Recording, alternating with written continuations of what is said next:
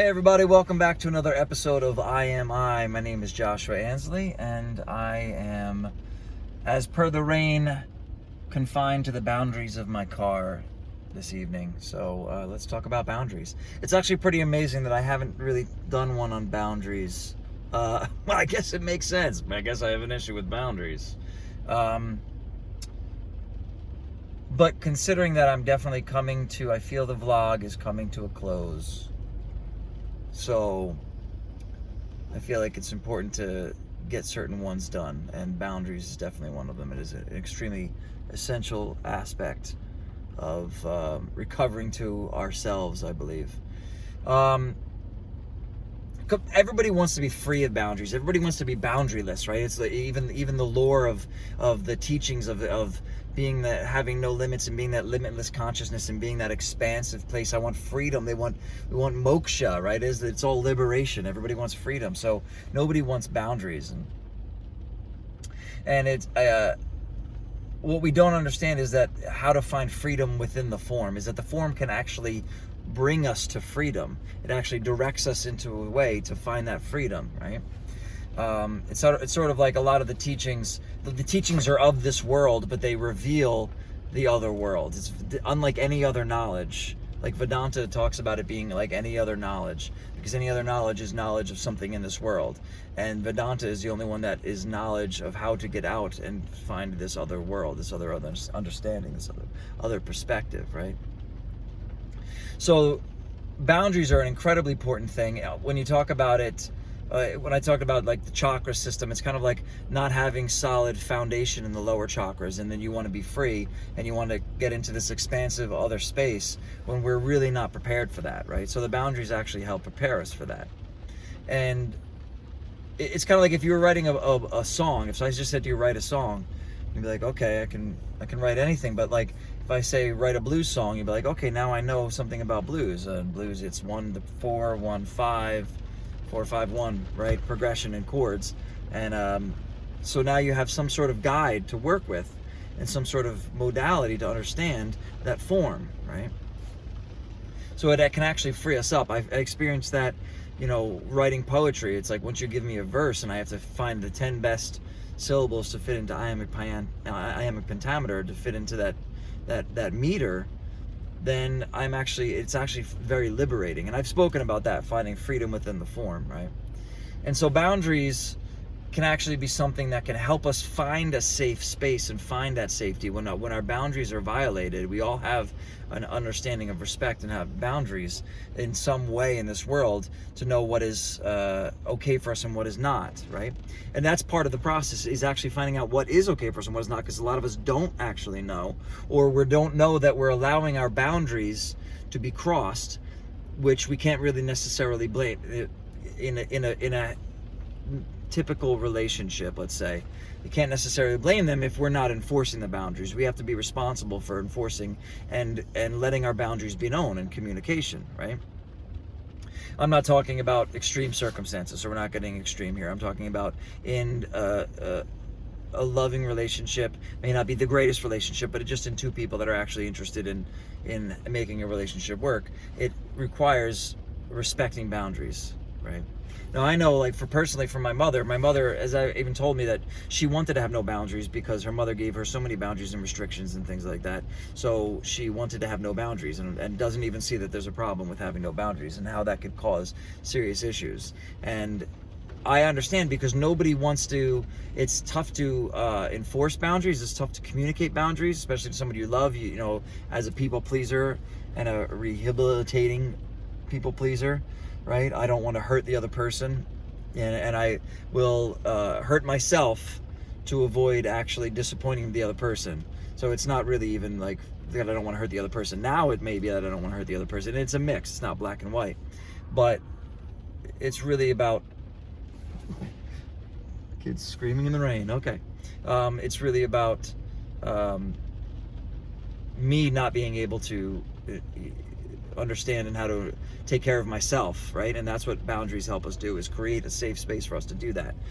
But nobody likes to hear boundaries either. So it's a difficult thing to actually respect and honor when somebody gives you boundaries and within a relationship. And understanding that when somebody gives you boundaries within a relationship, it's actually because one perspective on it to take is that they actually want to create a deeper space within the relationship. And in order for them to do that, they need to have certain needs met within the relationship. Right? So when we have somebody giving us boundaries, it can actually be a very powerful thing to just recognize that that is actually a sign that they want to go deeper. They want to get, because if they don't, then they'll just set a boundary of actually completely leaving. That would be the boundary. Don't call me ever again. There's your boundary, right? And that is a boundary, right? So understanding and recognizing that when somebody is giving a boundary, it's actually to support themselves, but to actually give them a safe space within the relationship to communicate their needs and their desires within the relationship, right? And it may be difficult to communicate our own desires, right? Especially if we're afraid that people aren't going to take them well, and they usually don't. But we deserve what we tolerate, and we actually wind up getting treated the way we train people or allow them to treat us. So when we actually set boundaries, which again, people are not going to like, and we may have to reinforce those boundaries again and again because it may not be such an intentional thing. It's just they're not used to that boundary. If they've been knowing you for a long time, if it's a long-term relationship, I don't mean just a romantic relationship. So if it's something in a family situation or whatever, then they're not used to those boundaries. So it's going to take work. So you have to have patience and understanding that they're not used to the boundaries, right? But you can still enforce your boundaries and be strong about that. And that allows, if both parties can understand boundaries in that way, that allows space for trust to grow. It's when you have that trust that somebody then honors and respects your boundaries, and you can see that they're honoring and respecting your boundaries. Then both parties, or that party that set the boundary, can then feel safe to open up into deeper levels. But the party that has the boundary set against them, usually people don't like to be restricted, so they don't like to have boundaries, right? But that is actually an extremely unhealthy thing to have no boundaries. So for ourselves, that's on a very, relationship level of like setting boundaries and understanding how to accept and receive boundaries and try to honor other people's boundaries and see it from a different perspective. But on an energetic level for ourselves, there's also an understanding of boundaries. If we want, what do we accept and allow into our lives, right? Personally, right? And that could be on a relationship level, like this is a boundary that I will not accept. This is something that you cannot do this to me or whatever. And it's tough, but when we finally do stand up for ourselves on that level, it's very powerful. And something happens within us when we start to do that. It's an incredible feeling. You start to set boundaries. But on an energetic level, so if somebody is speaking something and we're working with a truth or something that somebody is telling us or sharing with us, some sort of information or a principle, a spiritual principle or something like that, it's, we can set boundaries to know if something's not true, right? We set a circle around ourselves to actually be like, that is not true. I will stay and keep ourselves protected. And energetically, we can actually visualize. It's very powerful to visualize usually a golden shield around ourselves to protect ourselves. And we can have this allow only in what will be good for us, right? And that's on an energetic visualization level. But actually, just understanding that we can leave out, we discern what is not true for us.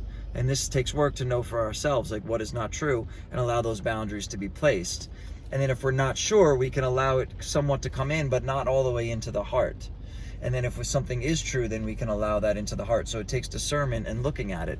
And that can be very confusing if we've never had healthy boundaries, and if we never actually grew up in a situation where there was healthy boundaries and understandings and clear lines and respect and things like that, right? So that's the work that it takes to actually find out what is true for us, and not just allowing things to come in. We have to set boundaries to be like, hold up, let me look at this, let me breathe.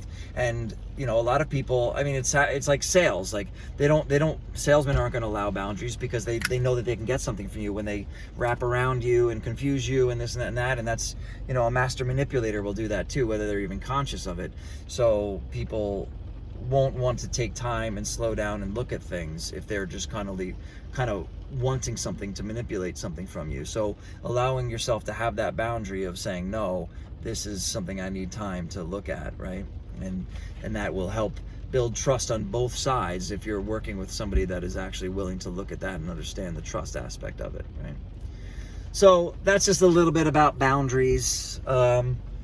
And I guess we are nearing the end of this boundary. It's been like 3 years, and I feel like it's time to move on. Maybe I'll come back. I'm not, but this isn't the last one, you know. But I feel like within the next few weeks, I will be taking a permanent hiatus.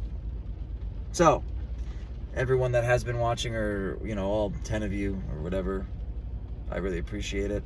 And it's really not about it, you know, this started definitely as like a very therapeutic thing, but I wanted to share, and I think the best kind of service benefits both parties, right? So I hope you've been getting something out of it, and I certainly have. It's been very powerful for me. It's important to know when to move on from things, and I feel like it's been happening lately. So I love you all. In Lakesh Lakin, I am you, you are me. Namaste.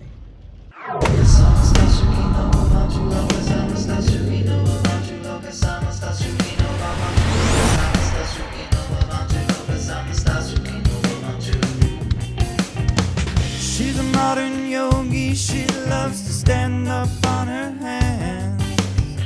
Yes, it feeds her ego, that's exactly what she needs. Now tell me, why the hell do you give a damn? So pardon elocution of my Sanskrit declension, termination, and know whatever that means. But I know when she's in the Prasarita Pada Tanasana, she's the hottest asana that I've